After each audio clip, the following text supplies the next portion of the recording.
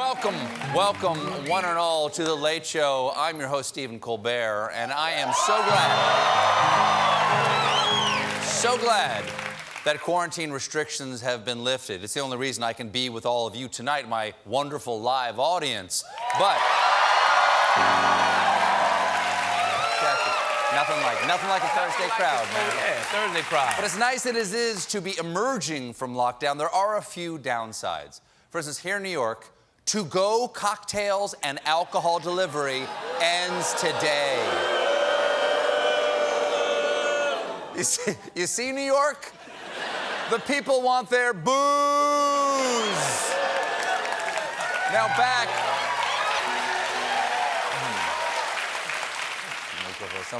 at the height of the pandemic, the state changed the rules and allowed restaurants and bars to start selling alcoholic beverages to go. But recently, Governor Cuomo declared that New York's state of emergency will end today, kicking off a brand new state of emergency where I can't get a bicyclist to bring me a margarita in a wet paper bag so I can sip it out of a promotional Blue Bloods coffee mug in my bathtub, otherwise known as Thursday. Ooh, speaking of New Yorkers in desperate need of a stiff drink, there's bad news for former New York mayor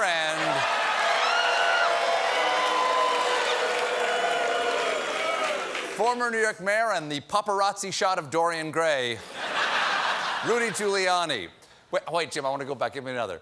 Former New York mayor and big toe with dentures. Goblin who ate your teeth. Squirrel who traded his nuts in for a shot of vodka. Rudy Giuliani, you may recall that earlier this year, Mr. Giuliani, while working for a certain former president, tried to screw American democracy.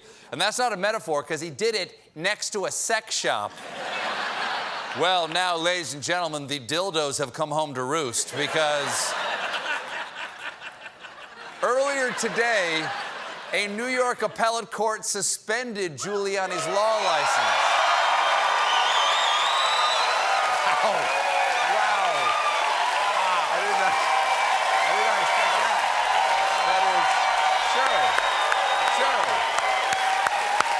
Sure, why not? This is a dramatic fall from grace. In the city he was famously the mayor of, Rudy Giuliani can no longer practice law. And if the last year has proven anything, it's that when it comes to law, Rudy needs a lot of practice. Giuliani was America's mayor. Before that, he was the crusading federal prosecutor who busted up La Cosa Nostra. Now he's lost his career. How is he going to eat? And more likely, drink. Well, if he needs cash, he could always sell the fracking rights to his skull.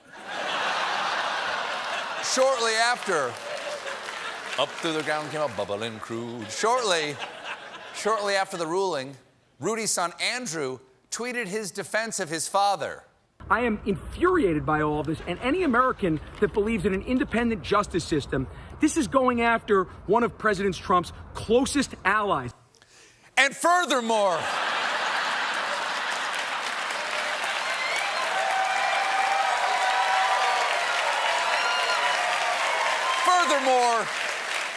the justice system framed this camera angle to make me look like an angry leprechaun. Now give me back my Lucky Charms. I'm sorry, Rudy Tootie, you were saying? I stand by my father. He did everything ultimately by the book. It's nice that he stands by his father, but next time he might want to stand on that book. Rudy's legacy isn't the only thing that's crumbling, so are our roads and bridges. But that might be changing soon, and I'll tell you all about it in my new segment. The road to someday making a road. Oh, crap. Last night, a bipartisan group of senators announced that they had agreed to close to $600 billion in new spending on roads, bridges, and other traditional infrastructure projects. Very important for Republicans to agree. Those roads and bridges had to be traditional. Talking about one-way streets, male roads, female bridges and tunnels, and, as God intended, don't try to sneak one of those European roundabouts in there, okay? I'm not into that lifestyle, okay? That's an automotive reach around. Don't fool me. This morning, Senators went up to the White House to meet with Biden, and after going over the details, the president emerged with a historic announcement. We had a really good meeting, and to answer your direct question, we have a deal. Wow, a deal. That president is a real deal maker. He should write a book about making deals. Call it something like The Art of the Joe, or the Deal of the Biden, or Deal or No Deal, something, I don't know. One person may have been feeling a little left out during that photo op, and that's Vice President Kamala Harris. Ow, ow. Damn, that's gotta hurt. Okay, we're all taking a group photo here. Kamala, a little to the left, thank you very much. Little further to the left, keep going. Okay, you see that pillar? Tuck right behind that pillar, and perfect, thank you, we're done. In a speech about the deal this afternoon, the president tried out a new rhetorical flourish. I don't in any way dismiss what Senator Murphy says about the environment. Don't dismiss it at all. Just remind him, I wrote the bill on the environment. Guess what? Employers can't find workers. I said, yeah, pay them more. He said when people are waiting for relief, I got them $1.9 trillion relief so far. Mr. President, you know I'm a fan, but the way you lean forward and whisper, guess what? It's a little creepy. It's a little creepy. There's big news, nice catch. There's big news from the world of musictainment. I'm talking about pop superstar and lucky cat next to the cash register. Britney Spears. Here's the deal. Since 2008, Britney has been under something called a conservatorship, which is a legal arrangement in which a court grants someone power to make financial and life decisions for another person. Britney's main conservator has been her father, Jamie Spears, who has used his position to control every aspect of his daughter's life. He restricted everything from whom she dated to the color of her kitchen cabinets. Your Honor, avocado cabinets with a terracotta backsplash. Clearly, she's a danger to herself and cupboards. A lot of people have spoken out in favor of Britney, but there's one person we have not heard of publicly, Britney, until yesterday when she testified in court and she said she's been intimidated and punished by her father and her management team and that they should be in jail. That's right. Britney told the judge, they're not that innocent. Your Honor, Spears.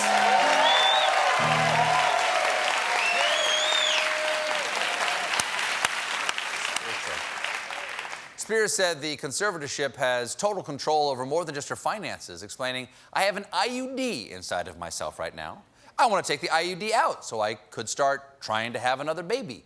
But this so-called team won't let me go to the doctor to take it out. That is awful and sexist as hell. I find it hard to believe that Joey Fatone would need a court's approval to take off his chastity belt.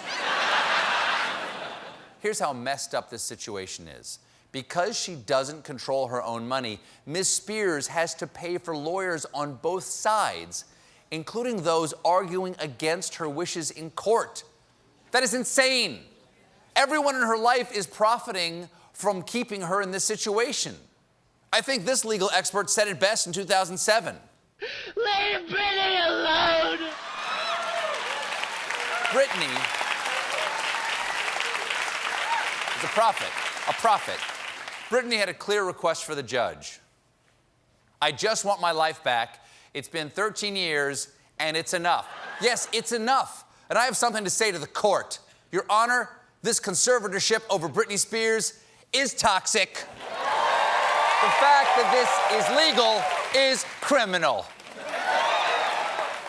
Every time I think of the circus around her, I scream and shout because this is crazy. Britney is saying, I want to go because all these people want a piece of me, but their response is just, give me more. Britney, don't cry. You are stronger than these